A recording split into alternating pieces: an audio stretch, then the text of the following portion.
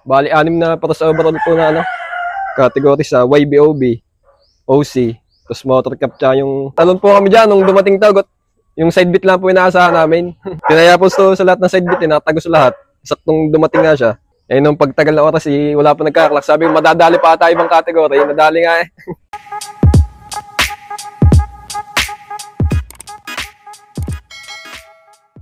Magandang umaga mga kalapanids. Ako nga pala si John Patrick Roson, ang Pigeon Puncher ng San Juan, Batangas. Yun, siyempre, bago ang lahat, sir, maraming salamat sa pag-unlock na makapag-loop visit sa'yo. Sir, pwedeng may pasyal mo kami sa loop mo. Ito pa.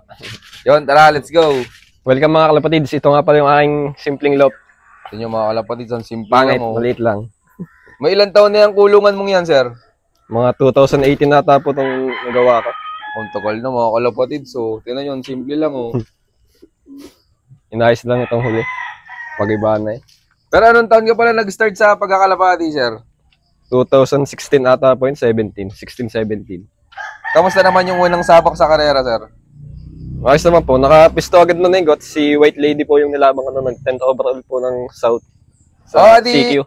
Adi, unang sabak mo pala, sir, sa karera, nanalo ka kagad. Bali, kada season po yung nagsunod-sunod. Kahit di po mapagpauwi na last lap. Lagi po nakakadali kada season. Pero kahit ganito lang yung kulong ako mga kalapatids, madami nang naipanalo. Di pa lang may pagwat. Madami lagi napapaggamitan ng panalo eh.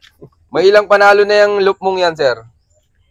Madami na po eh. Di ko po nabibilang. Tapos kaya hindi mo lang siya na-improve yung loop mo, yung kada panalo mo sa ibang bagay na pupunta. Opo. Tapos dito, pag tuwing last lap, laging kinakapos ako. Buti contender yung ibong ko, kaya nananalo pa din. Umaga tuwing last lap, sir, hindi na uiibon mo. Laging kinakapos po. Tapos ngayon pong kakatapos lang sa summer race, parang natapos na po yung sumpa. Nanalo pa naman po. Bakit nakauwi na yung ibon mo ng last lap? Lap champion pa po nung Masbate City. Tingnan nyo mga kalapatid, so natapos na yung sumpa nung kanyang last lap. Sir, pwedeng makita yung latest winner mo na ibon? Pwede po. Ito, kukunin ni Sir mga kalapatid yung latest winner niya. Tingnan nyo, napakasimple na ng kulungan nyo. Ilang taon na daw to. Pero mapapagawa na to ni Sir dahil nag-first overall sila. Ito po si Precious Angel. Ang ganda ng pangalan Tingnan nyo mga kalapatid. So, anong bloodline nito, Sir? Ang tatay po nito ay inbred Kitel, tapos ang nanay po yung MacArthur line. Bigay po yun sa ni Kuya Precious Paxton Lop. Gift bird lang sa yan? Yung magulang po. Yung magulang. Adi, ikaw na pala nag-breed nan? Opo. Ito mga kalapatid, so. Siya din po nagturo sa akin ng conditioning kaya nakadulo to. Siya na nag-mentor sa'yo? Opo. Simula nung training pa lang, nagpapaturo ka na sa kanya? Nung magde-derby po, nag-chat po ako sa kanya. Hindi niya po alam nung una na nilalabang ko na yung anak.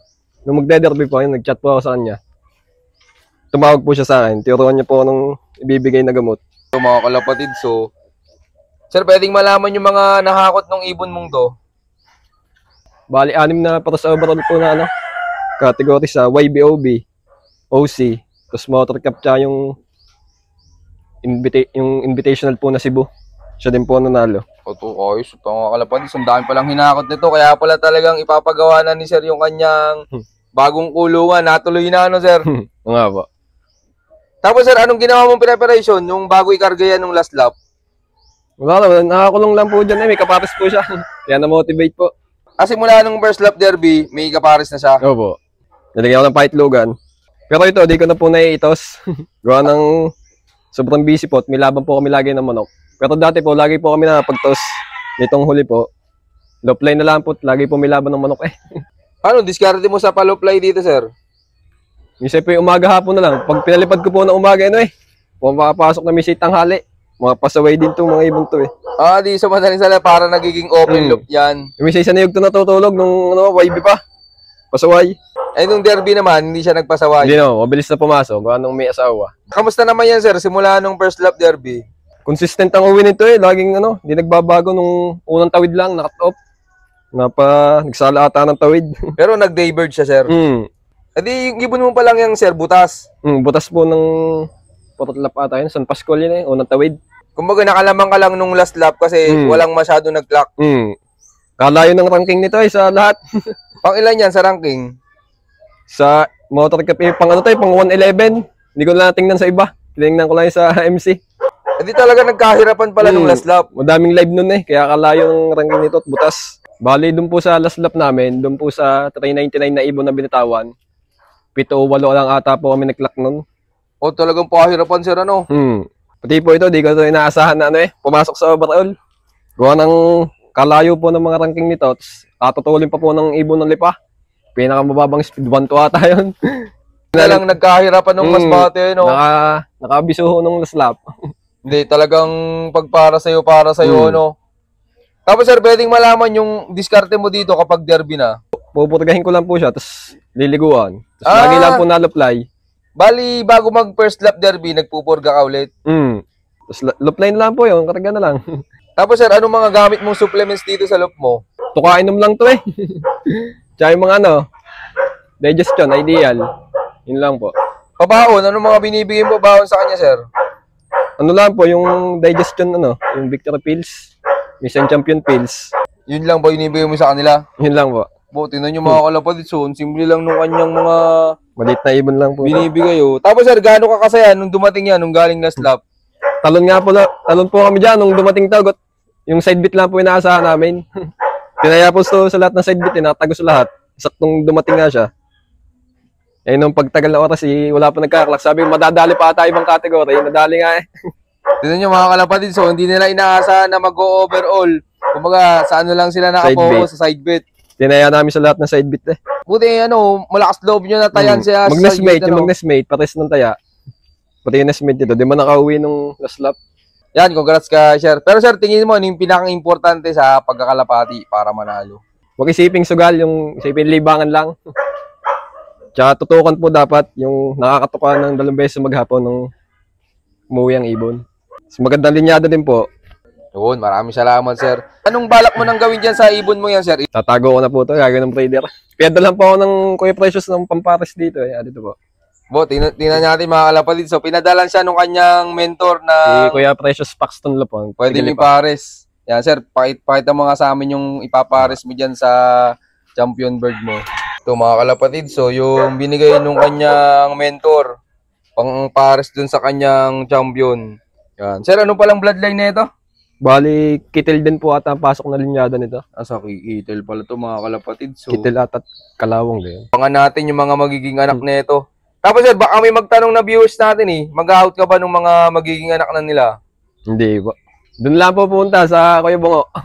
Sa kay Precious Paxton Lop. Susubukan nyo muna. Susubukan po muna. Yan, good luck sa inyo, sir. Abangan natin to sila sa mga susunod pa na karera. Ito po yung tatay nung nanalo ko. Ito mga kalapatid, so. Anong bloodline na ito? Inbred Kitil po. Yan pala yung Kitil. Pang ilang subok mo dyan sa kak na yan, sir? Unang subok lang, unang anak po yun nanalo yun. Pagka clutch po na isa, binaklas ko na po. Kadami na po masyadong ibon Sisiksikan lang ba magkasakit. Buti sinabak mo agad sa breeding, ano? Opo. Pagkakuha po namin doon kay Kuya Precious siya lang din po agad namin. Tapos kaya pala po ako nagkameron ng bloodline ni Kuya Precious. Kuha kadikit po siya ng Kuya Norman Black. Nakita pong magaling ang ibon, nakita po sa Facebook. Sabi, Kuya, magaling pala ang ibon nun. Sabi po sa akin ng Kuya kung gusto ko daw, ihingi daw doon ako. Nung humingi po ko, di po nagdalawang isip, pumunta po kami doon sa Lipa, binigyan po kami ng mag-asawa. Oy, so, breeder na mismo. Tapos buti sila na pinagpares mo, no? Sila na po. Ito nyo mga kalapatid, so bigay lang pala sa kanya na itong breeder. Yung isa, yung hen, pwedeng makita din, sir. Po yung hen. Ito mga kalapatid, so. Ano naman bloodline itong hen? Makarotor line daw po tayo. Yung Kalawang ata po yun.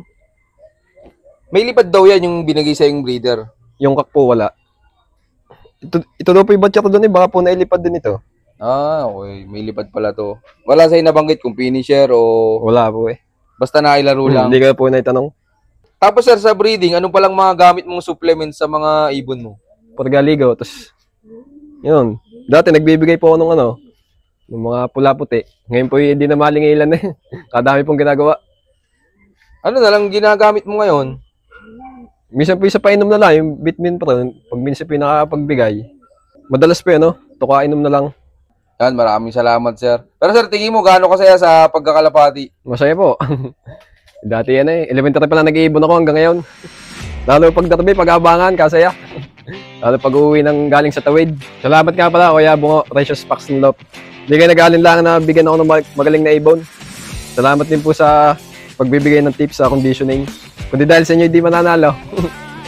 Muli, ako po si John Patrick Rason, ang Pigeon Puncher ng San Juan, Batangas. I love this game.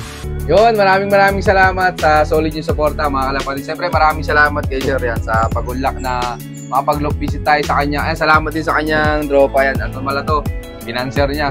Sir, baka pala may mga gusto kayong i-shoutout dyan. Shoutout po sa Kuya Bungo, kay Precious Packs and Lop.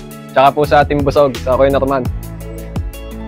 And shoutout po sa Team Good Boys, kina Sir Brian Howell, kay Tito Vic Mendoza, at kay Jan Angelo Karandang. Saka kay Boss Richmond Karandang, shoutout po sa atin, Team Good Boys. Laban lang.